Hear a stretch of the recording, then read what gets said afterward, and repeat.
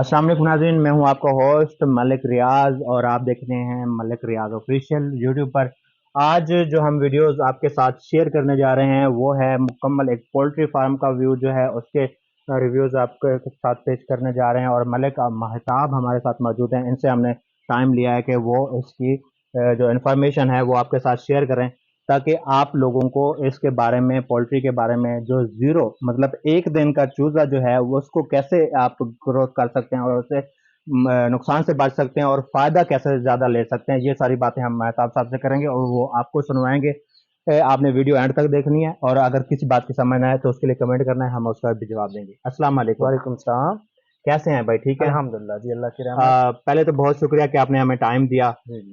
आप ये बताएंगे कि आपने ये जो मुकम्मल एक शेड बनाया हुआ है, इसको कंट्रोल, इसका टेम्परेचर भी कंट्रोल किया हुआ है, ये आपको कितना टाइम हो गया ये काम करते हुए और कितना एक्सपीरियंस है? जी अल्हम्दुलिल्लाह, ये हम 2014 से ये काम कर रहे हैं। 2014 से ये काम कर रहे हैं। हमारा पहले थोड़ा सेटअप था, ठीक है। उसके बाद अल्हम्दुलिल्लाह अब अच्छी फार्मिंग है, ज़बरदस्त फार्मिंग है।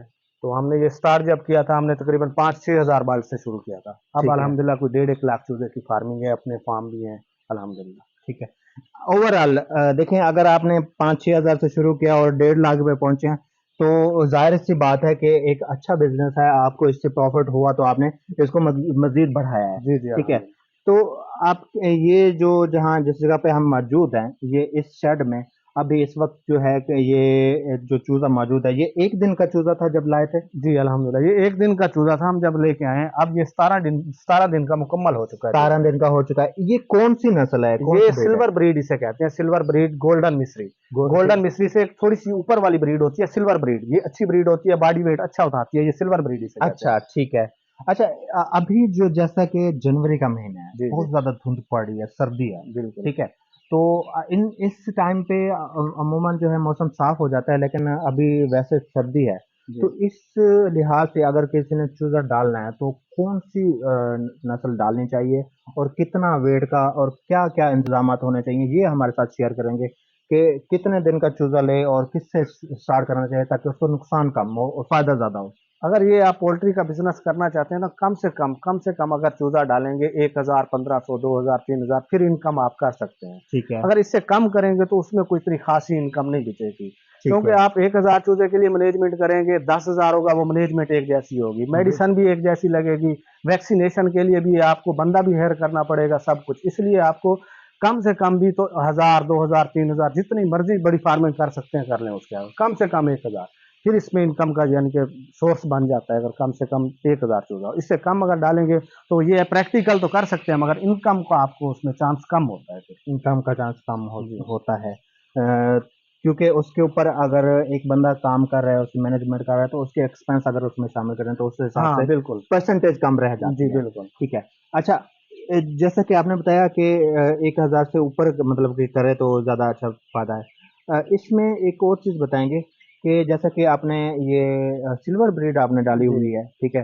सिल्वर ब्रीड या गोल्डन मिसरी या इसके अलावा और कौन-सी ब्रीड होती है? और सबसे इम्पोर्टेंट जो है, अहम, ज़्यादा पसंद है और ज़्यादा प्रॉफ़िटेबल जो है, जी। कौन-सी ब्रीड आप इसमें लेकर? सबसे पहले गोल्डन मिस्री आती है, फिर सिल्वर ब्रीड आती है, इसमें ठीक। आरआईआर आती है, इसमें आगे एस्ट्रालोप आ जाता है। मगर वो इलाके के हिसाब से वो ब्रीड तयन किया जाता है, भी ये इस इलाके में ये ब्रीड अच्छी रहेगी, ग्रोथ भी सही करेगी, वेदर को, मौसम को भी यानी कि कंपेयर कर सके वो वाली। अब जो है हमारे पास जो आई थी सबसे पहले वो एस्ट्रालोप ब्रीड, तो ठीक। वो हमारे पास नाकाम हो गया। यहाँ पे हाई टेम्परेचर होता है, वो नाकाम रही है। उसको माहौल चाहिए होता है, थोड़ा सा अच्छा एनवायरनमेंट देना पड़ता है, गर्मी बर्दाश्त नहीं कर सकती। अच्छा, जैसा कि अब मैं ये देख रहा हूँ यहाँ पे, आपने पूरा उधर तक ये भट्टियाँ लगाई हुई हैं इसके जी। टेम्परेचर के लिए और एग्ज़ॉस्ट वगैरह लगाए हैं। इसको किस तरह से सेट करते हैं? कितना जगह के हिसाब से एक भट्टी जो है उसका टेम्परेचर मेंटेन कर सकती है? ये टेम्परेचर मेंटेन करने के लिए रखा हुआ है हमने।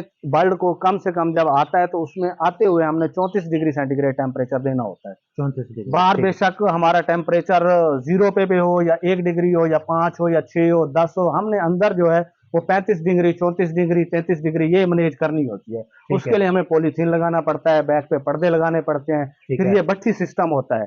तो इसके अंदर आग जलती है और हीट प्रोड्यूस होती है, हीट निकलती है बाहर से। वो जितनी जगह देते जाते हैं उस लिहाज से हम भट्टियां भी बढ़ाते जाते हैं। जैसे पहले एक होती है, फिर दो होती है, तीन होती है, उस लिहाज से ये हम बढ़ा देते हैं।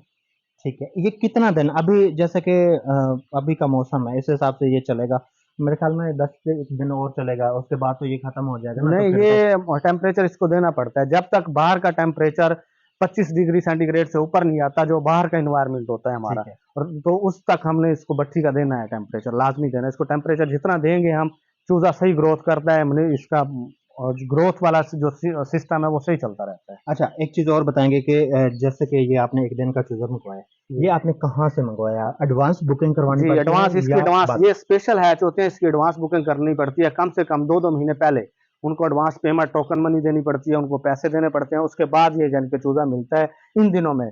आगे दूसरे महीने के बाद रेगुलर चूज़ा मिलना शुरू हो जाता है, वो कोई मसला नहीं होता, फिर वो हैचबिलिटी नीचे निकल आती है।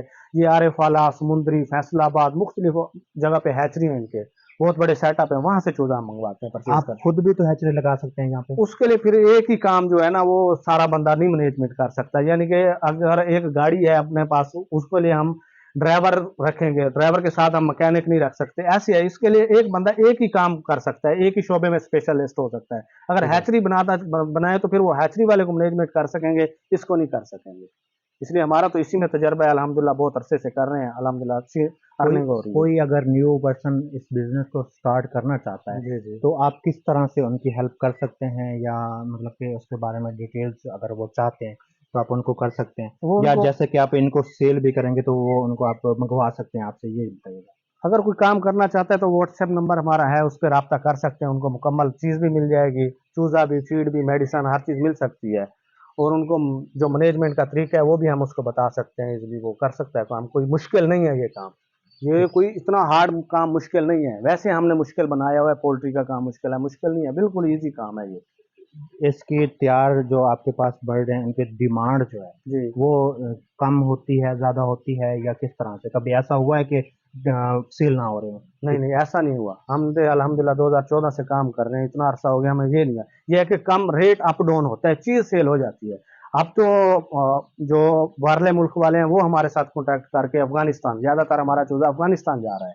ठीक है। अफ़गानिस्तान ये जाता है, बड़ी गाड़ियाँ आती हैं, उस पे लोड कर जाते हैं, या लोकल सेल करने के लिए, यानी कि हमें चूज़ा भी पूरा नहीं होता, बाज़ औक़ात ऐसा भी माहौल बन शॉर्ट जाता हो है, जाता है। शॉर्ट हो जाता है। तो ये अब जो चूज़े तैयार हैं, अब अफ़गानिस्तान की डिमांड है हमारे पास, इंशाल्लाह ये अफ़गानिस्तान जाएगा चूज़ा हमारे पास। अच्छा, एक चीज़ ये बताएँ, जो यहाँ आँखों में चुभन सी हो रही है, ये ये इस अमोनियम गैस होती है, ये हमने बंद किया हुआ है, हमने फिर एग्जॉस्ट भी लगाए हुए हैं साइडों पे ना, ये ये हल्की-फुल्की किस होती लिए है। ये छोड़ी? इनकी जो अंदर बीटें वगैरह करते हैं, नीचे बुरादा होता है, पानी होता है, फिर अंदर हीट मिलती है, जो ऊपर नमी बनती है ना, वो अमोनियम गैस होती है।